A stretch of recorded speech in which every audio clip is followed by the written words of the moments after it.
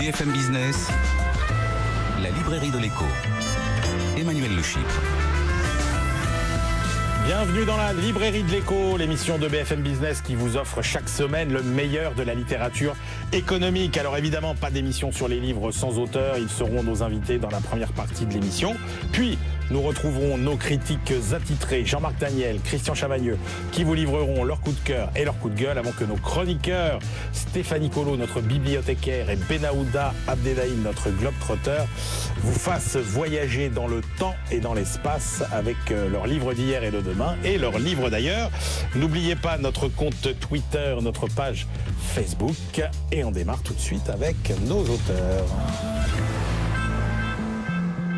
À l'honneur de cette librairie de l'écho, la concurrence, sans doute le mécanisme le plus puissant et le plus universel de la vie économique, pour ne pas dire de la vie même tout court. Avec l'émergence des géants mondiaux, la concurrence est-elle aujourd'hui plus forte ou plus faible que par le passé? Et surtout, à qui profite-t-elle? Voilà les questions auxquelles nous allons essayer de répondre avec notre premier invité. Bonjour François Lévesque. Bonjour Emmanuel. Vous êtes professeur d'économie à Mines Paris Tech et vous publiez Les habits neufs de la concurrence chez Odile Jacob. Et puis la concurrence, elle est aussi au cœur du fonctionnement des entreprises et c'est même presque plus de compétition que de concurrence qu'il faudrait parler. Cette compétition est-elle saine? Est-elle dans l'intérêt de l'entreprise? C'est ce que nous allons voir avec notre deuxième invité qui va nous faire pénétrer dans l'univers aussi fermé que testostéroné, j'ai envie de dire, des grands consultants. Bonjour Sébastien Stenger. Bonjour Emmanuel. Vous êtes professeur de management à l'ISG et à l'Université de Paris 1 et vous publiez au cœur des cabinets d'audit et de conseil, c'est au PUF. Je vais commencer avec vous, François Lévesque. Est-ce que la concurrence n'est pas la force la plus puissante de toute l'histoire de l'humanité? Parce qu'on se dit, après tout, le darwinisme, c'est de la concurrence, en sport, c'est de la concurrence, la politique, c'est de la concurrence, l'éducation même n'est que système de concurrence. Est-ce que c'est pas ça, finalement, la grande loi de la vie, tout simplement? La grande loi, je ne sais pas, parce que n'oubliez pas la sexualité aussi, mais effectivement, sans doute une caractéristique, c'est la rivalité entre les hommes, la rivalité entre les groupes. Et donc si on entend par la concurrence la rivalité, vous avez raison. Mais la rivalité entre les entreprises, c'est quand même autre chose que le darwinisme. Le darwinisme, la sélection des espèces, la sélection des espèces, c'est eh bien des individus des espèces qui sont en concurrence plus que des individus, et surtout les espèces et les individus. Dans le darwinisme, il n'y a pas de stratégie. C'est la pression sélective qui agit, alors que la concurrence entre les entreprises, elles mènent des stratégies, elles élaborent des stratégies, elles conduisent des stratégies. Alors, la grande question qu'on se pose, c'est la concurrence, finalement, aujourd'hui. Est-ce qu'il y en a plus ou est-ce qu'il y en a moins? Parce qu'on se dit, d'un côté, on voit que sur tout un tas de marchés qui sont devenus mondiaux, vous n'avez plus que 1, 2, voire parfois 3 acteurs, mais enfin on a des grands champions mondiaux qui dominent tout, et donc on se dit il y a moins de concurrence, et en même temps on a l'impression que sur des marchés aussi gros, avec des chocs aussi frontaux, il y en a encore plus qu'avant. C'est quoi la réalité? Alors c'est vrai, vous avez raison, la situation est très contrastée, on voit à la fois plus de concurrence et moins de concurrence. Mais il n'y a pas de certitude absolue, parce qu'on ne sait pas mesurer la concurrence, on n'a pas les bons thermomètres, on ne sait pas mesurer l'intensité de la concurrence. Ceci dit, pour répondre à la question, probablement, approximativement, il y a moins de concurrence aujourd'hui qu'hier. Il y a moins de concurrence aujourd'hui qu'hier parce qu'il y a des transformations qui sont opérées dans l'économie, dont la globalisation, qui ont des effets qui vont, in fine, en fait, réduire la concurrence.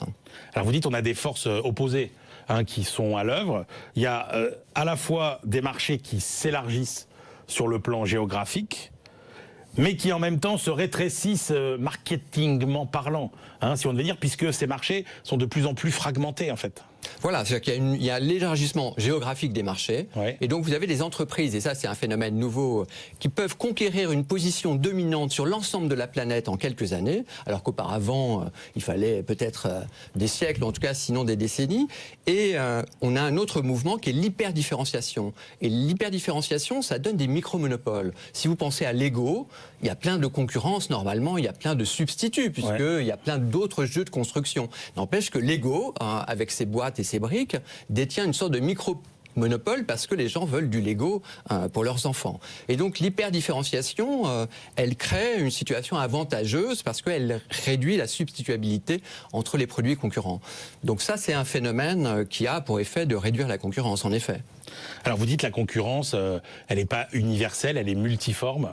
À la fois sur le plan géographique, à la fois sur le plan sectoriel. Est-ce qu'on peut faire quand même une typologie peut-être des différentes formes de concurrence? Oui, il y a vraiment les modèles classiques, il y a de la concurrence en prix.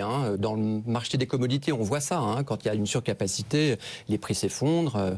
Vous prenez l'exemple du fret maritime, par exemple. Par exemple, où là, en situation de surcapacité, il y a trop de bateaux, le commerce international, sa croissance est réduite, et donc les prix s'effondrent.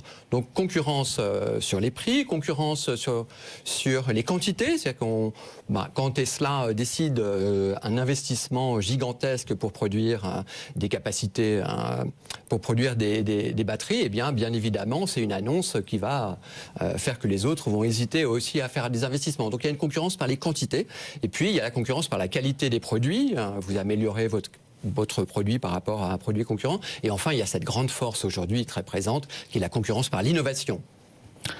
Est-ce que la première préoccupation d'une entreprise, c'est pas au contraire qu'il y ait le moins de concurrence possible? Absolument. Quand on voit le nombre de cartels, d'ententes dont on entend parler, j'ai presque envie de dire chaque semaine. Je me rappelle d'une phrase célèbre d'un membre du cartel de la lysine, qui était un produit chimique, qui disait nos clients sont nos ennemis, nos concurrents sont nos amis.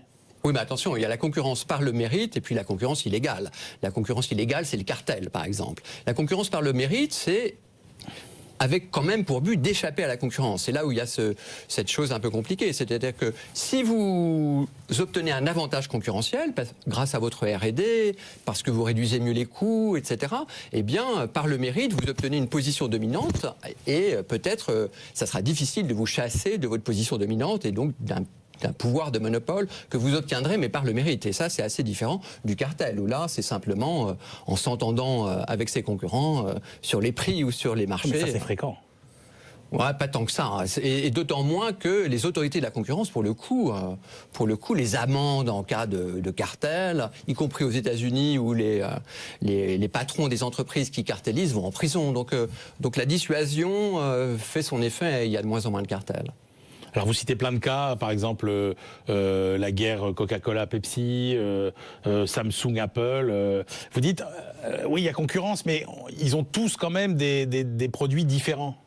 Ils ont des produits différents, mais quand vous allez au supermarché, c'est difficile de trouver... En fait, vous dites le seul produit universel que vous trouvez vraiment, c'est la banane. Voilà, la banane, il n'y a pas 36 types de bananes au supermarché. Par contre, le sucre un peu aussi, mais le sucre, il y a quand même le morceau en poudre, il y a différents emballages. Mais sinon, vous voulez acheter une paire de skis, personne n'a les mêmes paires de skis. Vous voulez acheter du vin, personne n'a la même bouteille de vin et n'achète la même bouteille de vin. Donc il y a des variantes qui sont devenues absolument innombrables et ça devient même difficile pour les consommateurs de faire leur choix. Alors vous dites, on a l'impression qu'il y a la vieille économie quand même, et j'ai presque envie de dire que le match Airbus-Boeing, c'est presque la vieille industrie, mais vous dites dans l'économie digitalisée aujourd'hui, finalement la grande nouveauté, c'est the winner takes all, c'est-à-dire que il y a un champion qui émerge et qui rafle tout. Voilà, alors je préfère la formule le winner takes most, ouais. Dans le sens où il n'y a pas forcément une plateforme qui domine tout. Regardez Uber, il y a Uber, mais il y a d'autres plateformes de VTC. Donc effectivement, si on regarde Microsoft, si on regarde Google sur la recherche, il y en a un qui rafle tout. Mais on a surtout beaucoup de situations où il y a quelques-uns qui raflent tout. Et ça, c'est lié aux économies d'échelle et c'est lié à un phénomène intéressant et relativement nouveau, qui est que avec l'élargissement du marché, vous avez un petit avantage concurrentiel qui peut vous donner un énorme avantage commercial. Il y a un exemple que j'aime bien, qui est celui des chanteurs d'opéra. Au 19e siècle, les chanteurs d'opéra, si les meilleurs chanteurs, ils n'avaient pas plus de part de marché que les chanteurs moyens. Pourquoi? Parce qu'il y avait des salles qui avaient une certaine capacité et une audience limitée par la taille des salles et le nombre de salles. Peut-être les grands chanteurs d'opéra, ils remplissaient mieux leurs salles, ils avaient les plus grandes salles. Et dès lors que le phonographe a été inventé, puis le CD, puis le streaming aujourd'hui, un petit avantage, une qualité supérieure du chanteur, les chanteurs, eh bien, ils ont des grandes parts de marché, les meilleurs chanteurs, les meilleurs d'entre eux. Et donc, cet accès au marché, pour quelqu'un qui a un petit avantage, ça peut lui donner un grand avantage commercial. Et ça, c'est très nouveau. Est-ce qu'il y a des cas où le monopole se justifie ? Oui, bien sûr. C'est ce que les économistes appellent dans leur jargon le monopole naturel. Donc, par exemple, c'est quand même mais qui est mieux... souvent technologique, qui est souvent lié à des raisons technologiques. Oui, souvent technologique. Par exemple, c'est mieux qu'il y ait un seul opérateur de remontée mécanique dans les stations de ski. Hein, parce que s'il faut à chaque fois donner des tickets quand vous prenez un différent télésiège ou un différent télécabine, vous avez des coûts pour les consommateurs. C'est pas très commode. Donc il y a est-ce que c'est pas mieux du coup un réseau électrique. Le réseau électrique, oui. C'est un monopole naturel. Oui, on va pas construire 4 réseaux parallèles. Voilà. Oui, mais alors est-ce que du coup c'est pas aussi logique qu'il y ait qu'un seul moteur de recherche dans le monde ou qu'il y ait c'était l'argumentation de Microsoft hein, quand Windows était accusé de monopole. C'est mais attendez, on est une norme mondiale et donc en soi le fait d'avoir une norme mondiale, ça a un intérêt pour tout le monde. La caractéristique des technologies numériques, c'est qu'il y a les effets de réseau. C'est-à-dire que plus il y a de gens qui consomment la même chose, plus vous êtes content de consommer, quoi. C'est comme le téléphone de l'ancien temps. Vous êtes le seul abonné au téléphone, ça n'a aucun intérêt. Vous êtes 2 abonnés, déjà il y en a un qui peut vous appeler et vous pouvez passer un coup de fil. Mais quand il y a des dizaines, des centaines, des milliers, des millions d'abonnés, c'est beaucoup plus intéressant d'être abonné au téléphone. Donc le moteur de recherche, c'est un peu ça. Plus on est nombreux à utiliser le moteur de recherche de Google, plus sa performance augmente. Et plus sa performance augmente, plus on est nombreux à utiliser le moteur de recherche de Google. Alors, la nouvelle concurrence, qu'est-ce qu'elle provoque en termes de redistribution ? Parce que la concurrence aussi, quelque part, l'idée c'est qu'une bonne concurrence, c'est une concurrence qui aboutit à une répartition assez juste finalement entre l'entreprise, les salariés, le consommateur, des profits. Oui, c'est-à-dire que ce qu'on souhaiterait en tout cas, c'est qu'il y ait cette répartition juste entre consommateurs, actionnaires et salariés. Ce que la concurrence est en train de produire aujourd'hui avec cette émergence de super vedettes, c'est-à-dire des entreprises un peu comme nos chanteurs d'opéra qui sont les très grands chanteurs, il y a les très grandes entreprises, dont évidemment Google, les super vedettes payent de mieux en mieux leurs salariés. Donc vous avez un écart croissant entre les entreprises qui ne sont pas les super vedettes du bas du tableau, avec des croissances de salaires qui sont étales, une croissance nulle, et vous avez des entreprises où les salaires sont de plus en plus importants. Et c'est pas simplement la finance, et c'est pas simplement la high-tech, c'est un peu un phénomène généralisé. Donc vous avez un écart croissant en fait, l'écart croissant d'inégalité salariale, il s'explique par un écart croissant entre des entreprises vedettes qui ont des grandes parts de marché, qui sont plus grandes, qui ont des profits plus élevés et qui payent mieux leurs salariés et les autres entreprises. Mais ces entreprises, elles sont contestables quand même. C'est-à-dire qu'elles peuvent être descendues de leur piédestal par des entreprises qui vont inventer la nouvelle norme. Grand point d'interrogation. J'aurais tendance à dire c'est Proudhon contre Schumpeter. Proudhon, qui est le sens de la formule, vous connaissez la propriété c'est le vol. Proudhon avait comme formule la concurrence tue la concurrence. Et vous savez que Schumpeter, lui, disait un aiguillon de la concurrence, c'est détenir demain un monopole temporaire. Et donc, est-ce que, comme Proudhon le pensait, les monopoles temporaires, en fait, ne sont plus temporaires? Et donc aujourd'hui, les monopoles temporaires ne sont plus contestables. Est-ce que les monopoles ne sont pas durables aujourd'hui, ceux obtenus par Amazon, ceux obtenus par Google et d'autres? Donc ça, c'est la grande question. Alors, je pourrais vous répondre dans 20 ans. Est-ce que les réglementations sont bien adaptées aujourd'hui ? La réglementation de la concurrence, je pense qu'on peut faire des efforts. C'est l'antitrust, si vous voulez. Il y a sans doute un certain laxisme dans le contrôle des concentrations, en particulier aux États-Unis, où des méga-fusions avec des effets anticoncurrentiels, avec donc une élévation du prix qui a été observée ex post, ont été autorisées, quoi. Donc là, la réglementation de la concurrence peut évoluer en étant sans doute plus sévère dans le contrôle des concentrations. On verra le jour où on démantèlera Google, non ? Ouais, mais ce qui est encore plus subtil, c'est qu'ils sont un peu en train de le faire. C'est-à-dire que Google a créé Alphabet, ils commencent à isoler certaines parties. Donc, ils se préparent à isoler la partie magasin en ligne à cause de la décision européenne. Donc les entreprises bougent leur périmètre pour éviter justement d'être démantelées par un régulateur.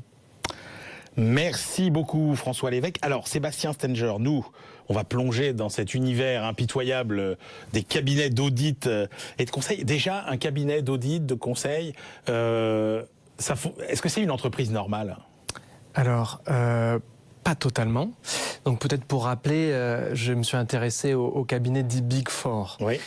Citez-les, allez-y. Oui, donc KPMG, PricewaterhouseCoopers, Ernst & Young et Deloitte, et qui sont 4 cabinets internationaux qui offrent une multitude de services aux entreprises, conseil juridique et fiscal, audit, et qui sont très influents dans le monde économique et qui attirent les meilleurs diplômés des grandes écoles, en quête d'une expérience prestigieuse. Alors vous faites d'ailleurs la différence entre ce que vous appelez les Big Four et les Big Three. Oui. Les Big Three qui sont plus du conseil en stratégie pure. Oui, parce que j'ai regardé un peu aussi ces cabinets de conseil en stratégie, là aussi. Donc ça c'est McKinsey, BCG et Bain. Ouais. Ce sont les 3 plus importants. Pour regarder en effet leur fonctionnement et la culture de cette élite des affaires qui règne. Et donc vous parliez de concurrence, et effectivement ce qui m'a intéressé à l'intérieur de ces cabinets en premier lieu par exemple, c'est leur mode de management un peu particulier qui les différencie d'autres entreprises et qu'ils appellent le système upper-out. Et ça, c'est le cœur du fonctionnement de ces cabinets. Du modèle RH. Alors expliquez-nous. Et qui, effectivement, produit une compétition. Et une compétition, on pourrait dire qu'en fait, la concurrence, c'est un état, et une compétition, c'est quand c'est organisé dans un espace et dans un temps défini. Et effectivement, ce système upper-out, il consiste à sélectionner les meilleurs salariés. Ouais. Il recrute par promotion des salariés qui sont chaque année classés les uns par rapport aux autres. Les moins bons sont invités à quitter l'entreprise et les meilleurs sont promus, et à terme ils peuvent espérer devenir des associés de l'entreprise, c'est-à-dire des propriétaires d'une partie du capital. Donc c'est ça le modèle de promotion à l'association. Et alors peut-être pour faire écho aussi à ce que vous mentionnez, vous avez parlé du winner take all. Ouais. Et effectivement aussi, on pourrait dire aussi c'est un modèle de winner take all. Parce que finalement, c'est un principe qui, à travers la compétition, justifie des rétributions inégalitaires et différenciées. Et puisque celui qui arrive au bout à l'association, il dispose à ce moment-là d'une situation financière Est-ce qu'on a une idée dans les cabinets par rapport à une promotion de nouveaux ? Par exemple, combien finissent vraiment associés ou... Par promotion, on peut imaginer qu'un seul finit associé. Ah oui. Déjà, au bout de 5 ans, on va avoir 20% d'une promotion qui restera. Donc il y a un turnover très élevé, en effet, de ces cabinets, qui sont des recruteurs massifs, puisque chaque année, du coup, ils recrutent des étudiants qui essayent de gravir les échelons de la pyramide. Et ce qui m'a intéressé, c'est de dire, souvent, on va justifier la compétition et aussi ce système d'évaluation comme étant un dispositif méritocratique et juste. Or ici, c'était de montrer que derrière ce système très sophistiqué d'évaluation, chaque année, chaque semaine, même les auditeurs et les consultants sont notés puis classés. C'est pas si méritocratique puisque non. Vous dites c'est le règne de la courtisanerie et du réseautage. Oui, parce que en fait la performance, elle est pas facilement mesurable, objectivement, surtout pour un travail, une prestation de leur nature, c'est-à-dire assez et puis ils sont presque tous aussi performants, quoi. Et ils sont aussi très bons, donc effectivement les parce qu'ils travaillent comme des brutes quand même, là, vous le dites. Sont politiques. Et il y a même des cabinets où on a essayé de réduire la durée de travail des collaborateurs, mais on n'y arrive pas parce qu'ils veulent tous travailler comme des brutes. Oui, c'est un deuxième point que je regarde, en effet, c'est de dire que, effectivement, on a une culture du travail, mais que celle-ci est un signe de distinction. Ouais. Et alors, parce qu'effectivement, à travers cette expérience qui est contraignante, qui est exigeante, qui impose des sacrifices. Effectivement, ils vont travailler parfois plus de 80 heures dans la semaine ou faire des nocturnes. Mais vous dites on a l'idée que ça leur donne le sentiment d'appartenir à une élite prestigieuse. Oui, et vous dites le moteur, justement, c'est la peur de ne pas être digne de cette élite et de ce groupe auquel ils appartiennent. Oui, et effectivement, c'est ça que je veux mettre en avant, c'est de dire, finalement, ils sont davantage socialement dépendant du cabinet qu'économiquement. C'est-à-dire, effectivement, dans cette expérience, finalement, En fait, c'est pas un enjeu de statut c'est social. pas l'avidité, en fait. Ou en tout cas, c'est, oui, presque effectivement davantage la quête d'une appartenance et d'une démarcation, c'est-à-dire de faire partie d'un groupe d'élite qui se différencie des gens normaux. Et effectivement, c'est ce que j'ai un peu observé. Je dis, par exemple, qu'ils sont finalement à la fois révoltés et dépendants. Alors, racontez-nous un petit peu comment vit cette cour, entre guillemets. Qui sont les courtisans, qui sont les courtisés, combien de temps ils consacrent tous à faire leur petit réseau? Alors, je souligne que d'après ce qu'ils m'ont dit ou ce que j'ai vu dans l'enquête, effectivement, le diplôme, la capacité à créer des alliances avec des supérieurs hiérarchiques, le réseautage, sont des facteurs, ou le fait de manifester aussi un engagement au travail corps et âme, donc ça veut dire d'être présent, d'être disponible en permanence, de faire des horaires, ça différencie, ça permet d'être... Enfin, les journées elles font que 24 heures, donc... Eh bien... Alors après, on aboutit. Est-ce qu'il y a dans les cabinets de conseil ce que vous décrivez au début de votre livre, qui est juste terrifiant, là, ce que vous appelez le manège magique? Alors, c'est effectivement l'exemple que je donne en introduction. Qui existe dans les banques d'affaires, qui consiste dans les banques d'affaires où l'extreme hour culture, elle est encore plus forte et excessive, à ne faire une nuit blanche et à rentrer en taxi chez soi juste pour prendre sa douche, à faire attendre le taxi pour revenir au travail. Ça, j'ai pas vu dans les cabinets de conseil. C'est pas à ce point, mais en fait, en tout cas, c'est l'idée de souligner cette même culture d'élite où la capacité à résister au stress, le fait d'être débordé, sont des signes de supériorité sociale qui différencient. Et par exemple, je note quand ils rejoignent des entreprises, parce que s'ils sont invités à partir ou s'ils en ont marre, après ils n'ont plus assez de travail. Ils ont l'impression de perdre en prestige et en statut social. Et effectivement, ils opposent la vie de l'entreprise ordinaire, bureaucratique, plus morne, avec des gens normaux qui dévouent pas leur vie au travail, à la vie ascétique et compétitive du cabinet. Et donc, ils se sentent un peu moins distingués. Il y a une différence entre donc, les Big Four et les Big Three, c'est-à-dire que les cabinets d'audit purs, KPMG, EY, Price, Deloitte, et le conseil en stratégie, McKinsey, BCG, Ben, tout ça, ça fonctionne pareil? Oui, il y a des similitudes. Il y a le même modèle du système Upper, la même association.